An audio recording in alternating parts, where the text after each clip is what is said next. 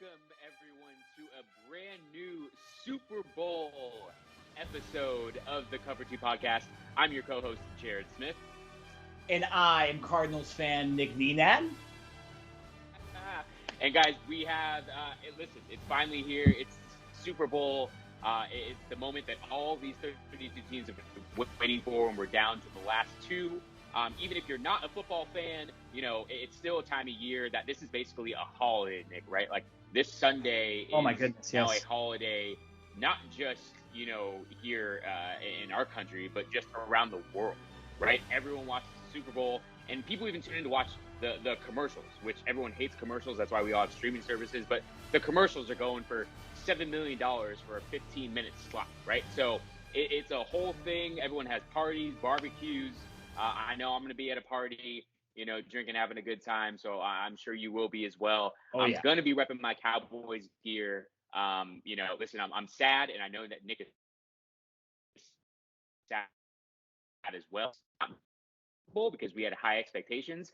But that doesn't mean that we can't still rep our teams, ride or die, win or lose, Cowboys for life. Nick will say the same thing about his Cardinals. So listen, guys, this entire podcast is going to be strictly about the Super Bowl. We're going to break down the entire game, both teams, the ins and outs. And at the very end, we will give you our Super Bowl predictions. We're also going to, like I said, talk to you about both teams, the Bengals and the Rams, their seasons leading up to the Super Bowl and how they got to this point. But first, we have to start some shady news that has come about in the last day or two, and it has to do with those Cardinals. That beanie that Nick's wearing right now. Nick, I don't know if you've seen it or not. I would assume you have, but your starting quarterback, Mr. Kyler Murray himself, in his social media pages, he has unfollowed Cardinals. And basically anything to do with the Arizona Cardinals. Now, say, you know, no big deal, but in today's world where social media plays such a big part of everyone's lives, especially these athletes, you know, my ears are up, man. Like, my antennas are up right now. So as a Cardinals fan, please explain to us what the hell is going on with Kyler Murray and the Arizona Cardinals.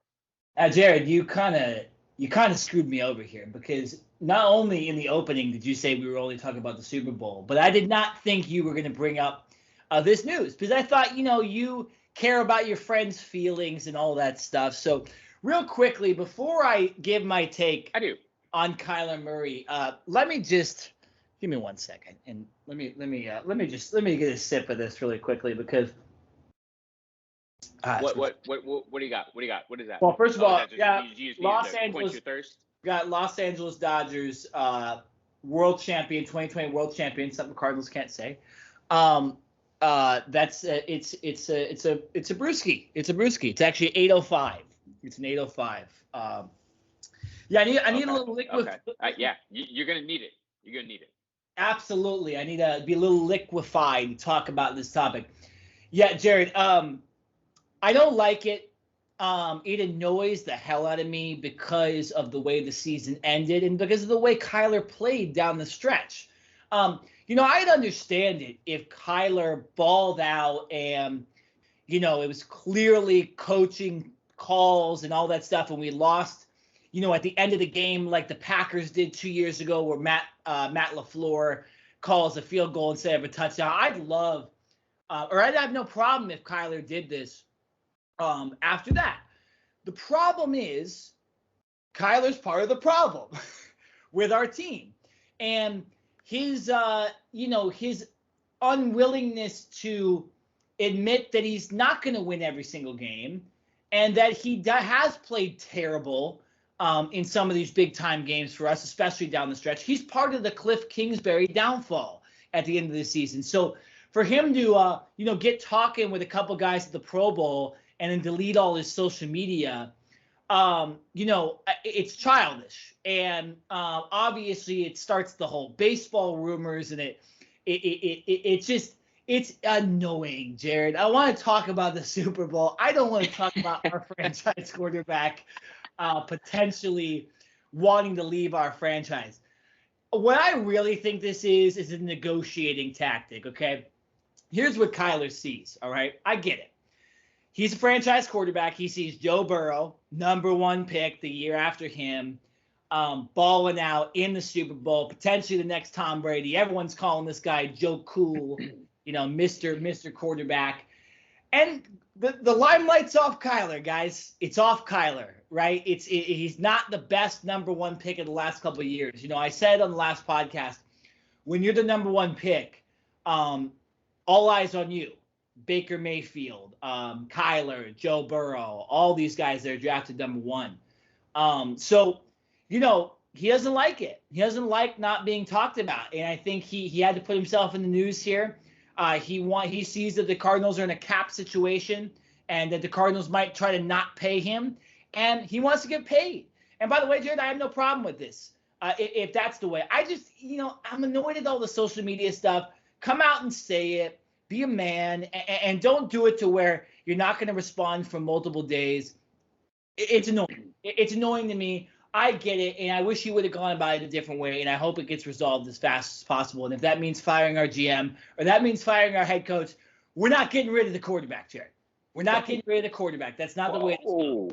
It's not the way it goes. And if that's what ends up happening, I don't want to see our quarterback go. Anybody else but Kyler.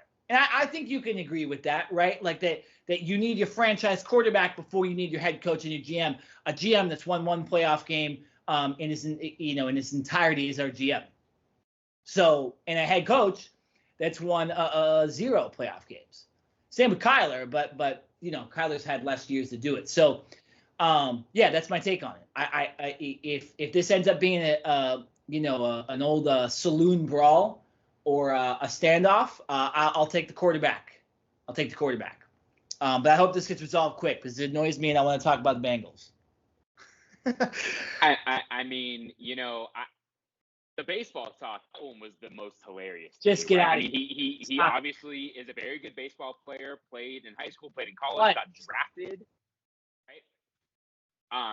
And so we've seen it most recently, I think, with Russell Wilson, who also was a multi-sport athlete in college, and there was, he ended up getting drafted as well, but has never officially played in the majors or even in the minors. But to me, it's just funny because, listen, like I said, I think it's one thing for Kyler to be frustrated.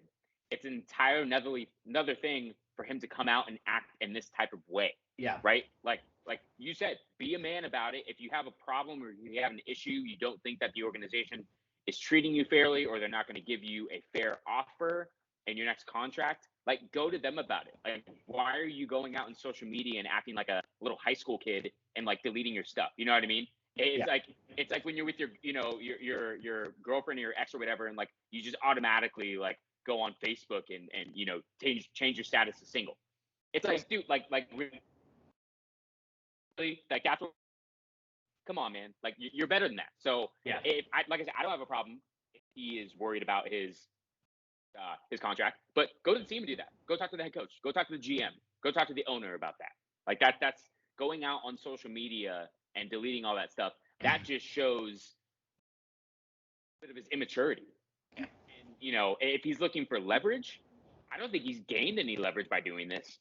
You're not you're being talked about now on waves and everywhere all across the country, but I don't think it gives him necessarily leverage that he's gonna get more money, or the Cardinals are gonna say, oh man, you okay, well, here's another $5 million per year. It doesn't work that way. So I hope that he does get a chance to come out and speak, whether he is interviewed or whether he just goes out on his own social media platform and kind of explains what's going on, because this is just a really weird way of going about it. And like I said, if I were you, as the Cardinals fan, I would be a little worried. Not yet, because it's still early on in the process, but there should be some red flags starting to perk up, like what's maybe some more things going on behind the scenes that we just don't know about. Yeah, no, there's a lot going on behind the scenes. Apparently, the owner is extremely unhappy with the performance of the team at the end of the season. And Jared, I mean, you can't argue with that. right? The only game we won was against your Cowboys, and we almost gave that game up too. Like, you know what I'm saying? Like, it's just, it's annoying. We lost. How many games did we lose at the end of the season in a row, including to the Detroit Lions? If you take that Cowboys game away, like it was a lot. We sucked at the end of that season. So, and like I said, Kyler's part of that. So for him to play this game in this year is annoying.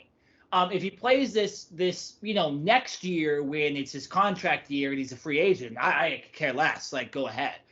But like I said, Jared, there's 2 number 1 pick quarterbacks that are being talked about all week, the last 2 weeks realistically, and that's Joe Burrow and Matt Stafford. One's in Kyler's division. One kicked Kyler's ass in the first round of the playoffs, and the other is Joe Cool.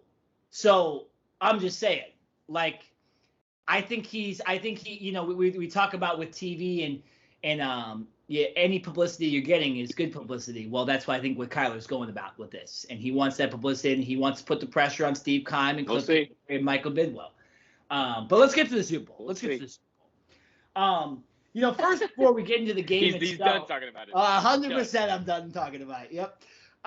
So let's look back. Before we get into the actual game analysis and our keys to the game, let's just look back at the season for the Rams and Bengals, Jared, because it was an interesting road, especially for the Rams. The Bengals are kind of the Cinderella team.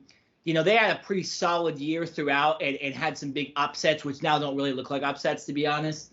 But the Rams, they went from having a really, really good start, including beating Tom Brady and the defending champions for the first time that year, en route to beating him twice. And then they kind of hit a lull and were really not a good football team in the middle of the year. So talk about the Rams a little bit, what changed for them and why they're now in the Super Bowl. Yeah, you're right.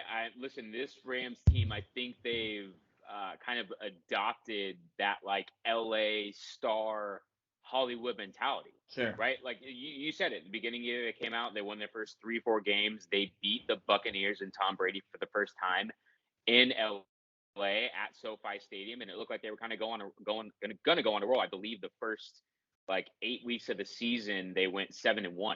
So they were on a roll. And then they lost 3 in a row. Right. So that kind of midseason slide, exactly what you're talking about.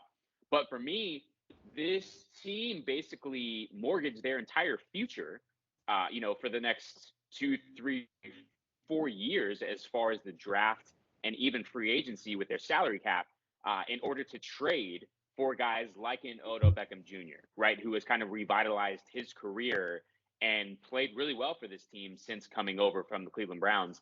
Another guy, Von Miller, on the defensive side to pair with Aaron Donald, formerly of the Denver Broncos. Von Miller comes over with Super Bowl experience, winning a Super Bowl with the Broncos in 2015. Right, leading that defense, which was the main reason why they won.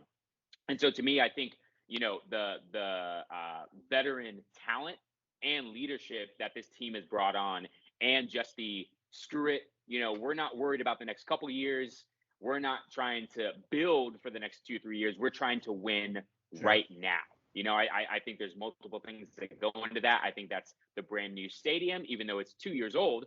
This is the first year that they've had fans in the stadium. So it kind of seems like it's really the unveiling of this new stadium, right? And so there's a lot of firsts going on for this team, and they've been able to kind of ride that wave after that middle of the season 3-game losing streak. They went on to win, what was it, I believe 5 or 6 in a row until that final game of the season where they lost to the 49ers, which coincidentally got the 49ers into the playoffs. So on paper, this Rams team shouldn't lose a game, right? They've got stars all over the place, offense and defense. They obviously, head coach Sean McVay is great, one of the best young head coaches in the game, well respected, right? Everyone loves him. You have a former head coach in Vance Joseph as your defensive coordinator. Your offensive coordinator just got hired or is going to be hired by the Minnesota Vikings, right? So you, in a sense, have 3 head coaches, 2 former head coaches on your staff. Like I said, on paper, this Rams team is legit. And go, oh, wow, imagine how good they'd be with Robert Woods. Well, to be honest, I actually think this is a better scenario because with OBJ, him actually getting targets, which was something he wasn't getting in Cleveland, is the reason why he's had so much success, and another reason why Cooper Kupp has had so much success. I think if Odell Beckham Jr. does not get the reps, and Robert Woods, who's been, probably the top guy in this offense as far as receivers go for a while now, as far as usage goes, I think this is a whole different thing, and maybe even the culture is hurt a little bit. And I don't think this team's in the Super Bowl if all three guys are healthy. So I think it worked out. Obviously, unfortunately, nobody wants to see Robert Woods, fan favorite here in LA, a USC guy, get hurt. But I do think it's so interesting how Odell Beckham Jr. joining the team and then becoming the clear number 2 receiver out of just pure luck has now essentially been one of the big reasons this team is in the Super Bowl. So very, very interesting there. I guess things work out, and this Rams team is going in hot, like you said. They win, ever since that loss to Tennessee, that brutal loss on Sunday Night Football. They only lost one game the rest of the season, and that one game was to the 49ers at the end of the season, which obviously they avenged in the playoffs. So very, very interesting year. I'll go with the Bengals here on this one. The Bengals, to me, were surprising from the beginning. And I remember on our preview show for the season, I was saying, this team's free agent ads are really, really good. And if Joe Burrow's healthy, I think this team could really compete in the AFC North. But I was talking about like 6-7 games, maybe. This team ends up winning, 10-7. Yeah, they're 10-7. So, they end up winning 10 games in the season. So way higher than my projection. And now have won, 13 or 12 to get into the Super Bowl. It's a Cinderella team, Jared. I don't really know, besides like Joe Burrow and the defense, how this team's in the Super Bowl. I guess they just got hot, but they found ways to win. I give a lot of credit to this coaching staff for the Bengals, because I'm telling you, no way, Jared, am I putting the Bengals in the Super Bowl, even when the playoffs start, even after they win that first game. No way. No way. So it's crazy to me that they're in the Super Bowl now. And I guys got to give the credit to the coaching staff and, of course, Joe Burrow. But, when you look at, the regular season, pretty pedestrian regular season, they kind of barely sneak into the playoffs, right? Seeding works out for them. Or they don't barely make it into the playoffs, but they're in, a division that was hampered with the Steelers, and, they obviously had Big Ben that pulling them down. Lamar Jackson wasn't playing. Who knows what happens if Lamar Jackson is the quarterback of the Ravens the last couple games, right? And then Cleveland kind of collapsed because of injuries. So, again, a little bit of luck, right? This is a Super Bowl where we're getting a lot of luck with these two teams. So, very interesting. What was your take on the Bengals? Do you agree with me that it's kind of the coaching staff almost solely for these games, or do you think there's more to give credit to around this team? No, I think there's way more to give credit to. I mean, listen, this coaching staff deserves a tremendous amount of credit, right? A very young coaching staff. Zach Taylor, formerly the offensive coordinator for the Rams, right? And that's interesting, and I think we're going to get into that discussion as well a little bit about his knowledge and his familiarity with the Rams. But as much credit as the coaching staff should get, let's not forget, Joe Cool, he is in his second year, coming off of a torn ACL in his rookie year, and he comes back. They draft Jamar Chase, his number 1 receiver at LSU, and they pick things up like they never left off, right? Winning a national championship, right? Joe Burrow has the chance to be the first player ever to win the Heisman, win the national championship, be the first overall pick in the NFL draft, and win a Super Bowl. That's a pretty damn good resume, only in your second year, right? And so I think the combination of him, Jamar Chase, which in my opinion, right now as we stand, the best quarterback wide receiver tandem in the league. Their connection, their familiarity with each other, you don't even need to call a play for them. If Jamar Chase is single covered, there's no safety over the top. Jamar Chase literally just gives Joe Burrow a look, and it's I'm going deep. They have that spidey sense with each other that you don't need to put up a hand signal, you don't need to give it away. They just know, and Joe Burrow knows exactly where to put it. So that connection right there is special. And then if you want to double team Jamar Chase, you got T. Higgins, who's proven that he can potentially step up and be a number 1 receiver. at the very best, a great number 2 receiver. And Tyler Boyd in the slot is a very good slot receiver as well. And you've got Joe Mixon, who is a very good, very solid, underrated running back. I don't think he gets talked about enough, probably because it's in Cincinnati. They play in Cincinnati, and they just don't get the coverage that the Cowboys or the Patriots get. But Joe Mixon is a very underrated runner. So to me, I think the weapons on offense are really what has carried this team. Defensively, I think they've been up and down. They bring over Trey Hendrickson from the Saints, and their defensive line has come along, since the season has. They do have a good defensive line, but I would not say that this defense is anything to be scared about. Like, honestly, if I'm the Rams offense, like, I'm pretty damn excited to go up against this Bengals defense because, yeah, they can be, sneaky and create some turnovers, but I don't see an Aaron Donald or a Jalen Ramsey or a superstar disruptive defensive player that if I'm the Rams, I've got to say, well, damn, we have to start with stopping this guy or else we're not going to have success. So it has been really a collective team effort, but I think we really do have to give credit to, the offensive players for the Bengals. The one other thing that I will say, and you mentioned it, the 10-7 record, there was no way in hell that I don't think anyone, maybe outside of a crazy Bengals fan, was picking his team to make it to the Super Bowl this year, right? There's no way I picked the Cleveland Browns to, first of all, win this division. Oh, so did I. So the Bengals, there was nowhere near. We didn't know what Joe Burrow was going to be like coming back from that torn ACL, right? We know his talents, but dude, like physically, mentally, how is he going to be? Obviously, he overcame that. And then, like you said, the 10-7 regular season record. It's like, yeah, that's good. And most years that'll get you in the playoffs. But like, are you Ubering with confidence that you're going to do that? You brought up the point of having a favorable matchup or favorable matchups with their seeding. Well, to me, yeah, maybe in the first round against the Raiders, but then you have to go to Tennessee, the number 1 overall seed. That's not favorable to me. Then you beat them. You have to go to Kansas City, face Patrick Mahomes, Tyreek Hill, Travis Kelce. That's not favorable, man. Like, these dudes have earned the right to be where they are.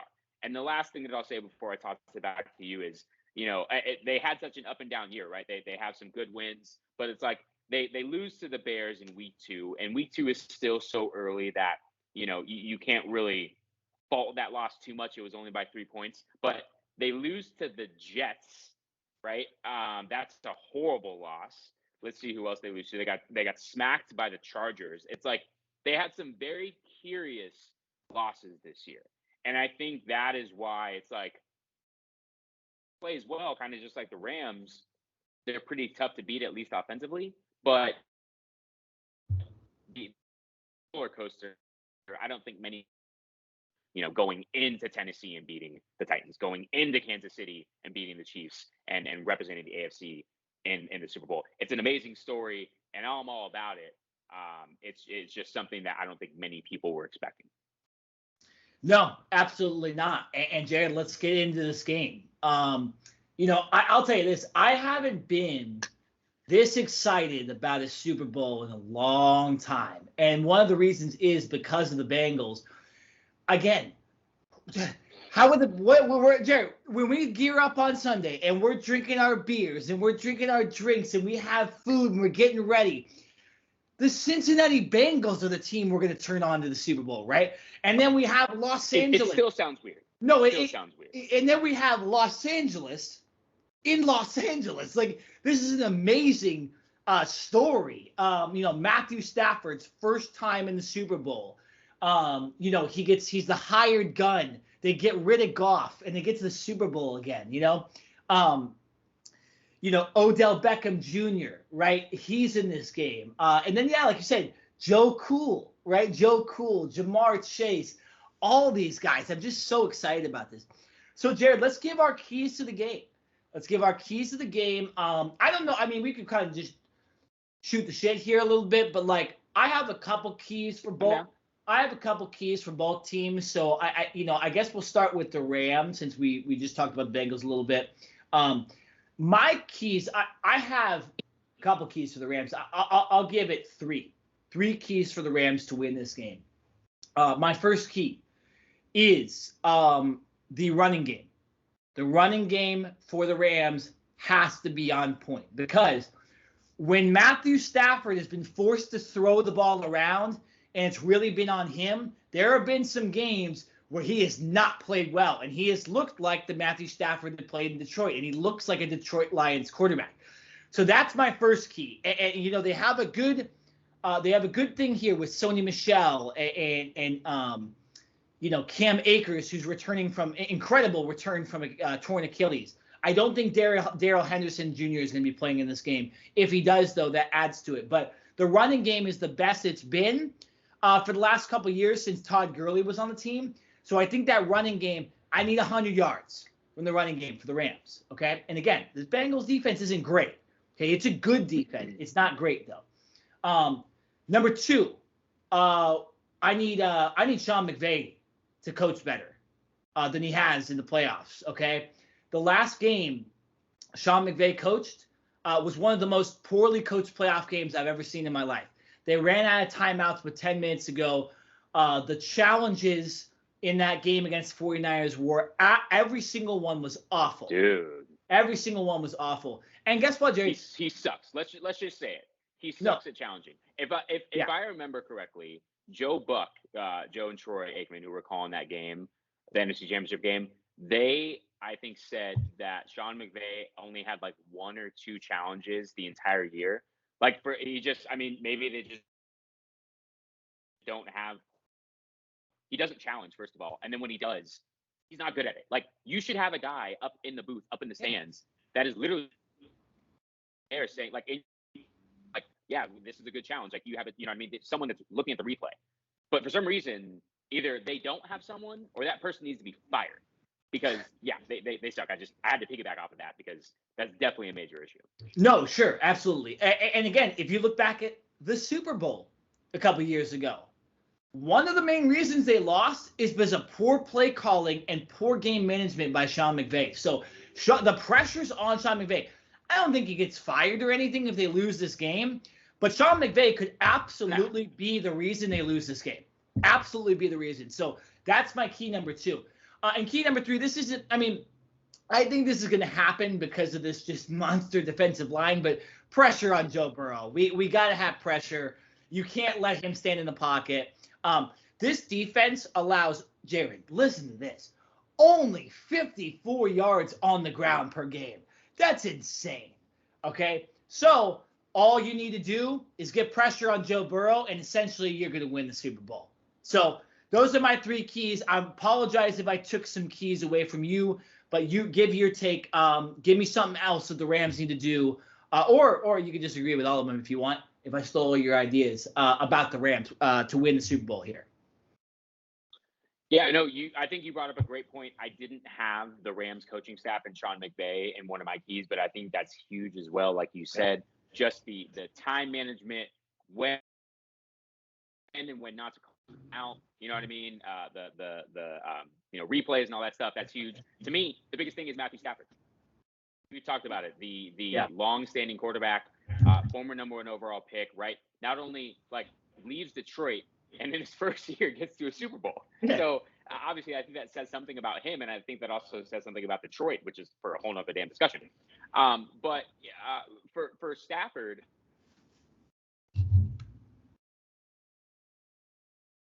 best quarterbacks in the league. He can make any throw. He can make the long deep ball, the intermediate, the short. He can do the sidearm like Patrick Mahomes. He can do the no look. He does it all. There's just something about Stafford, man. Oh, yeah. This game is close in the fourth quarter, and Stafford has the ball, and you need him to make a throw. Dude, that I want, right? I'm not going to go Dan Orlovsky on ESPN and go goo goo gaga over Matthew Stafford.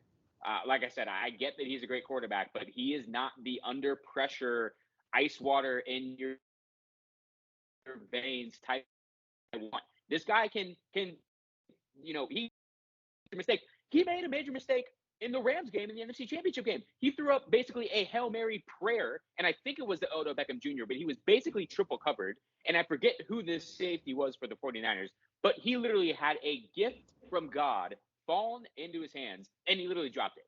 It would have basically been like a punt because Matthew Stafford chucked the ball so far down the field, but it's like that should have been an interception. The 49ers should have gotten the ball back, and who knows, they could have driven down. I agree. Down and tied or taken it or whatever. Sure. Like, you know what I mean? Like Matthew Stafford in that situation, in that moment, made a key mistake, and it should have been capitalized if it was not for the poor hands of the 49ers safety. So, listen, like I said, I think Matthew Stafford, he can make some great throws, and I think we will see that because his connection with Cooper Kupp is something truly special as well. But, like I said, if it gets close in the end, if you're a Rams fan, you should be sweating. I would not sit here and just be like, all right, this is not Tom Brady, not Aaron Rodgers, this is not Patrick Mahomes.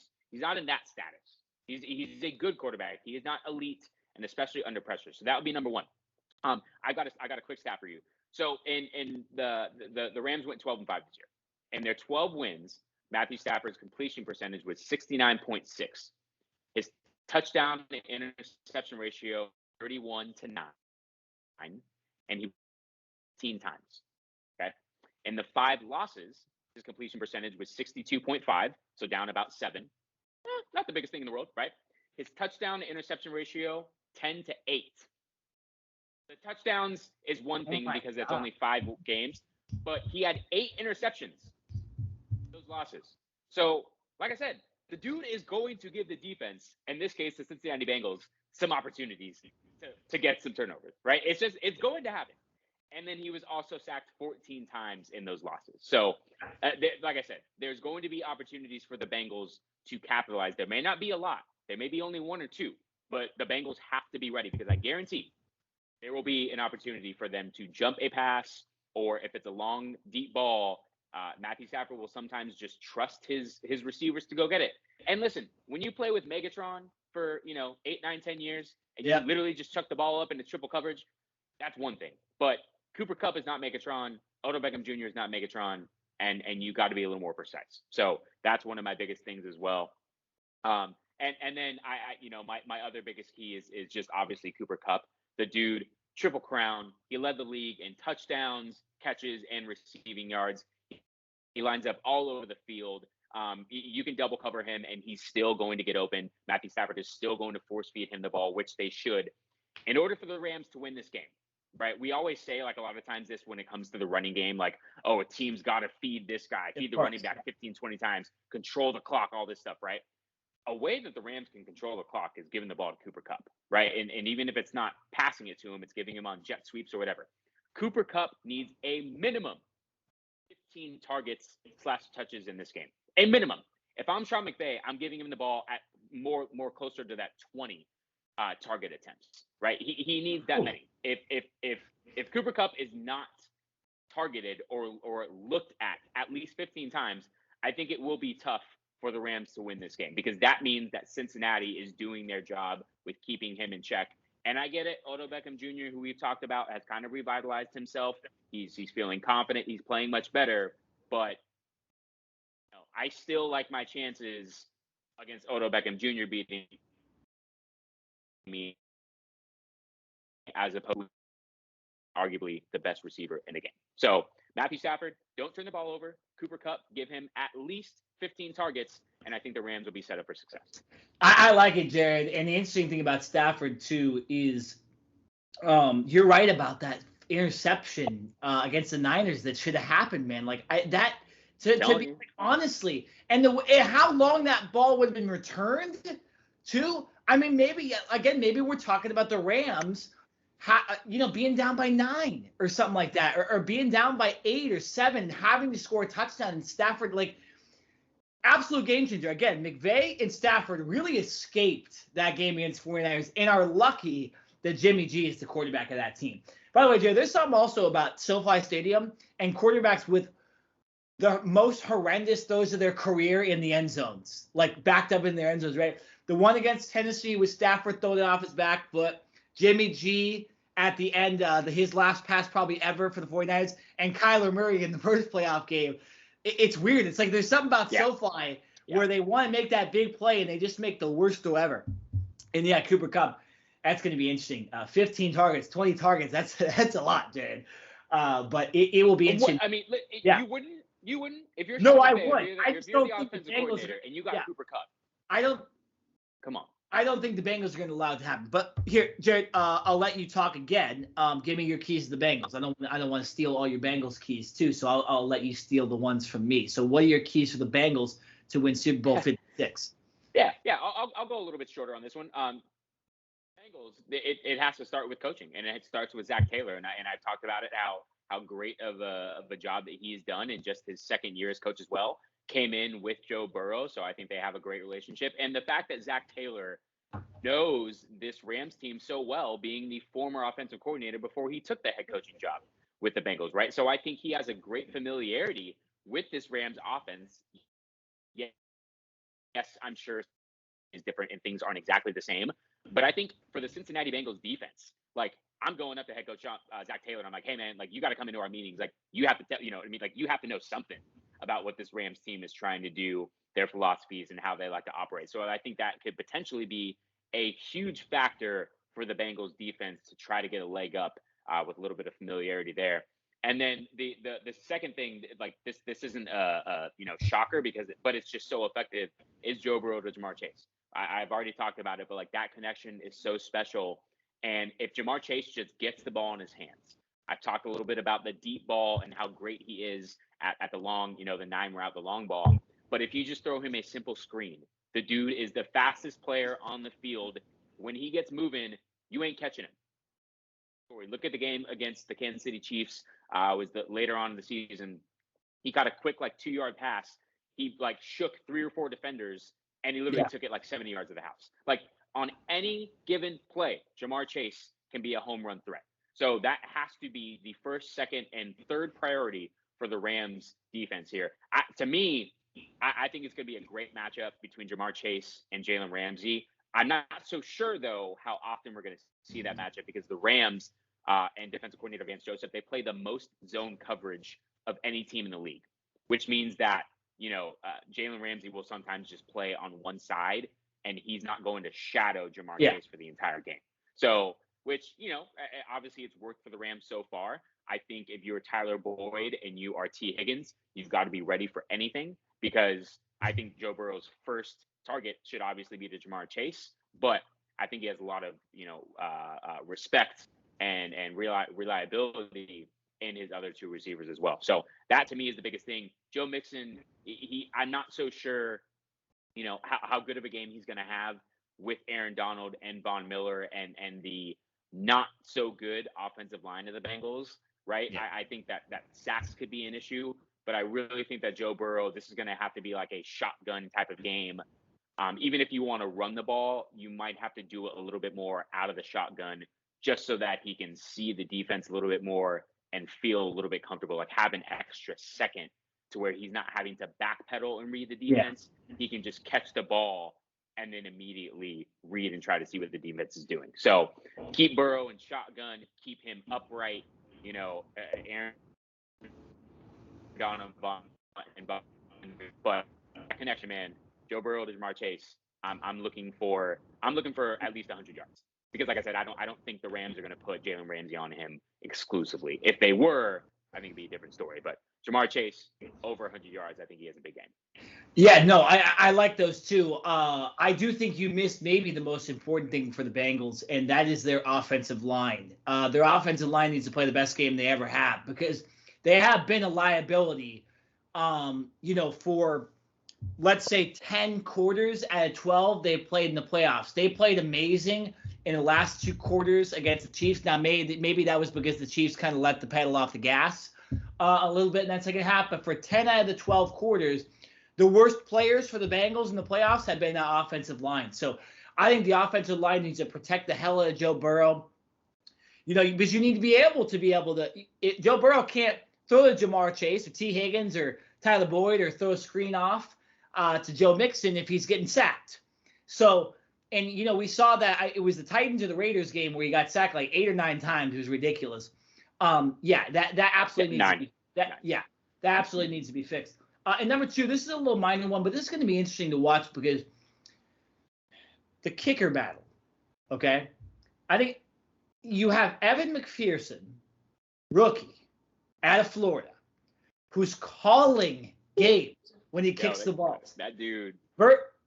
Versus Matt Gay, who's missing a lot of field goals this playoffs and is also kicking it short from 50 or 40 yards. I mean, some of the worst kicks I've ever seen in the playoffs from Matt Gay. So The kicking battle, specifically for the Bengals, that's a key. Maybe that's, I guess, for both teams, but like maybe whoever wins the kicking battle wins this football game, Jared. And you'll see in my prediction for my score, I think that has a lot to do with it. And if the Bengals, it's going to be hard to score touchdowns, so they're going to need to kick field goals. And for the Rams, in those moments where the Bengals do stop them, if Matt Gay is not able to kick field goals for them and make long field goals and make clutch field goals indoors, I'm telling you, man, it might cost them the Super Bowl. So we've seen the Rams lose to great kickers before in the Super Bowl, and it could happen again if it goes south. So yeah, those are my keys for the game for the Bengals. All right, Jared. Before we get to the props, before we get to a little betting ourselves, let's give those predictions. Okay, I'll let you go first. What's your prediction for the Super Bowl? Who wins Super Bowl 56? Is it Joe Cool and the Bengals, or is it Odell Beckham Jr. and the Los Angeles Rams? Listen, man, this is like the second straight year that the game. Last year we had Bucks playing in their home stadium. This year we get the Rams, obviously. And what's interesting enough, I saw this on SportsCenter earlier today. I don't know where they were getting this information from. I didn't hear that. But as of right now, the tickets that are sold and the people that are giving their fandom away, yep, it's supposed to be a 55-45 Bengals. Yeah, of course. Who would expect anything else? Home, it's supposed to be more Bengals fans. That the Rams are not going to have home field advantage per se in their own stadium, which we've seen that with the Chargers earlier in the year. We've also seen that with the Rams. That's not going to be a major surprise, but the Rams aren't just going to be able to lean on that crowd. There will be a lot of Bengals fans there, and I think that's going to play a factor as well. I say Rams should win this game and relatively with ease, but that's why you play the damn game. I'm going with the Cincinnati Bengals. Oh my! Joe Cool, gonna be the first dude, like I said it earlier, first dude to win the Heisman, college championship, first overall pick, and Super Bowl, all within his first 2 years. Bengals, if I'm not mistaken, are gonna get their first Super Bowl ever. Cincinnati is gonna go absolutely nuts.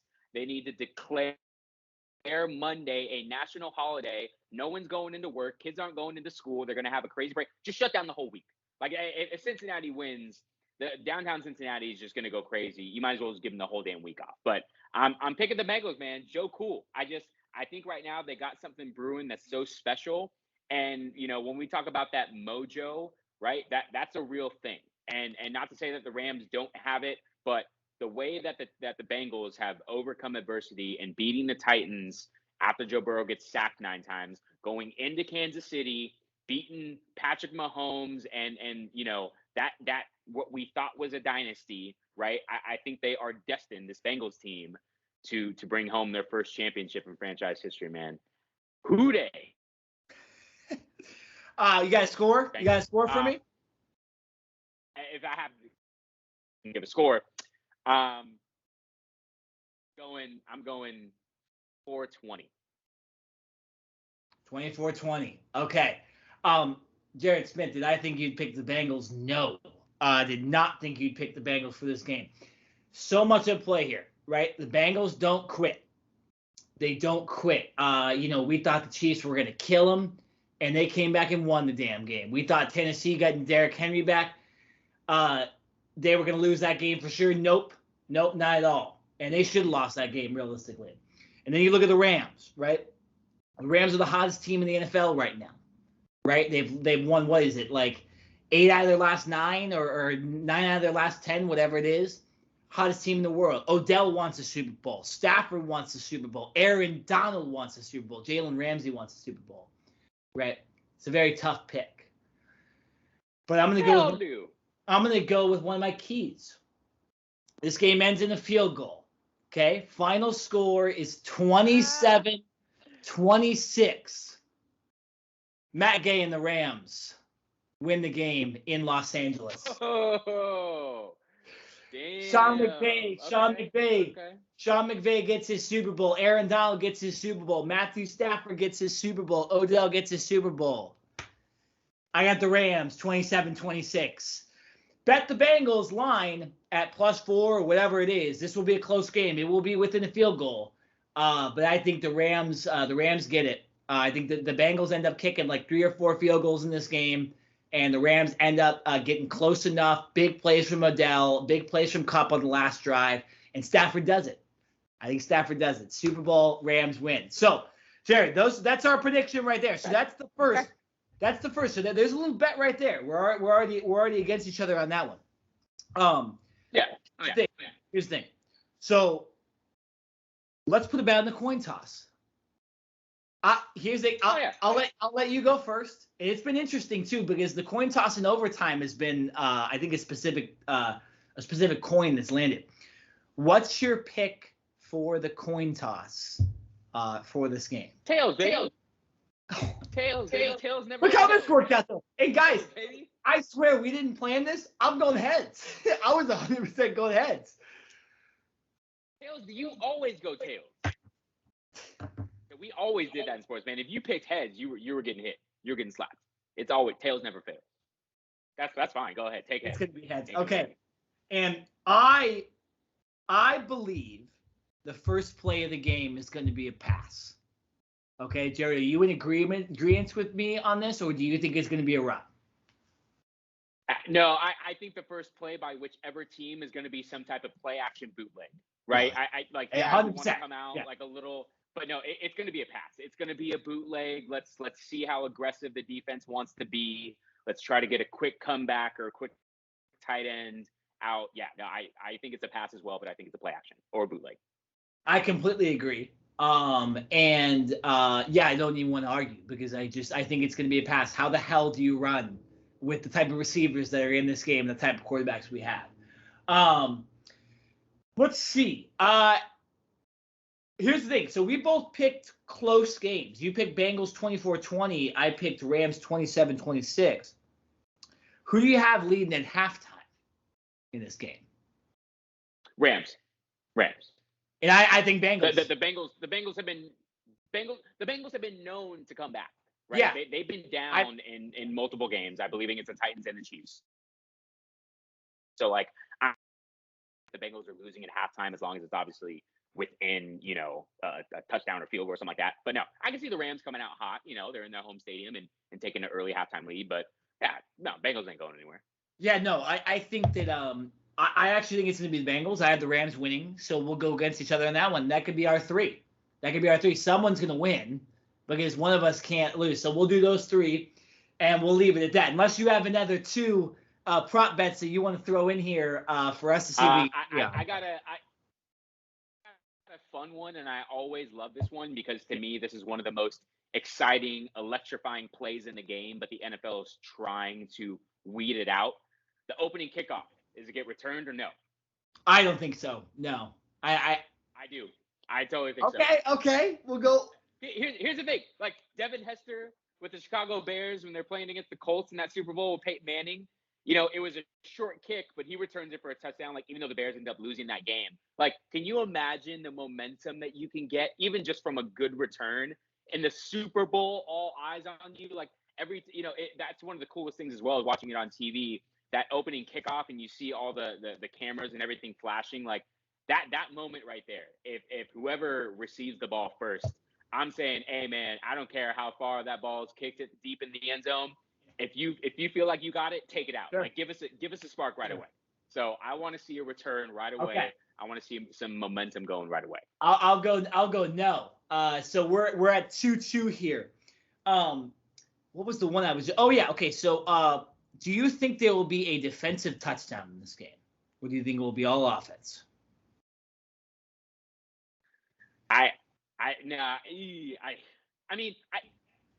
Because the Rams got Aaron Donald, Jalen Ramsey, he can pick off passes left and right. Obviously we've talked at length about Matthew Stafford and how he's been known as susceptible to giving passes away to the other team. But no, I don't. And as cool as it would be, right? The first thing that comes to my head is James Harrison obviously Yep. against your Cardinals with yeah. one of the greatest defensive, Stop it. return scores in the Stop history of all Super Bowls. But God. I don't see that happening. Okay, well, I think there will be I don't want to put a bet on this, but I think it might happen on the first drive of the game. I think we might have like a Joe Burrow pass tipped up and Donald or someone returns it for a touchdown and we have a quick score. So I'll go yes. So there we go. Jared, we got 5. So someone's winning. So what are we putting on the line? What are we putting on the line here to who wins this on our next podcast? What's going on here? I don't know. We got to put some money on this. Like we can't like the whole jersey thing. Both our teams suck. They're not in the playoffs. So Good point. As much as I love when you wear Cowboy stuff, and I don't know if we can do that. We might have to put some money on the line. We might have to. I don't know. We might have to do got anything? I don't know. We'll come up. We'll come up with it. We don't want to come up with something stupid. We'll come up with it, and then we'll let y'all know on Twitter. Absolutely. So keep checking our Twitters, and then we will absolutely put it up there, and then we'll let you guys vote. Guys, Super Bowl 56 is on Sunday. It's the NFL Championship. Me and Jared could not be more excited. We've given you everything we got on this podcast, almost 50 minutes or 50 minutes plus on this thing. Let's get off this thing, Jared. Let's go enjoy the Super Bowl for the rest of the week. Jared's got Bengals, I got Rams, and we got a hell of a lot of prop bets to go, and someone's going to win on Sunday, and I can't wait. I can't wait for the commercials. I can't wait for the halftime show. This is going to be great. Oh yeah, the halftime performance. Yes. Well, we got Snoop, Eminem, Dr. Dre, Mary J. Blige, Kendrick Lamar. Oh, just ridiculous. This should be one of the best. I really don't look forward to halftime, performances often. Like I know Beyonce had some good ones, obviously, like back in the day. Michael Jackson did as well. Last year's, I think it was The Weeknd, and like he was all right. It wasn't the greatest thing. There's nothing I really remember from it. But like this year in LA, Dr. Dre, Snoop being from like this one should be one of the best. It's gonna be great. So you're gonna be watching. You're gonna be tuned in all the commercials and halftime. Like you're not gonna turn the game off. You're not gonna look away. I don't know when you're gonna go to the bathroom. Like you better be able to hold it or something. You better have all your snacks ready on the table. Have everything ready to go because I don't know about y'all, but I'm not missing a second of this entire game. Yeah, no, literally from the national anthem on, I don't think I'm stepping away from the TV unless it's the restroom, and that's probably going to be before the halftime show, realistically. So going to be fun. But this podcast is done. Our second piece of content out this week. Again, go back in the description here. You'll see our first. It's our non-Super Bowl stuff. Brian Flores, Tom Brady, the Pro Bowl, Alvin Kamara. We talk about all of it. We've now seen a photo of what Alvin Kamara's, or the guy that he beat up's face looked like after. Pretty brutal. You'll get our take on all that in the other podcast. We got 2 podcasts, 2 hours worth of content, 2+ hours, and more to come this week. But for this, we are done. We're so excited for the Super Bowl. I am Nick Nenad. I am Jared Smith. And we'll see you on Sunday, guys.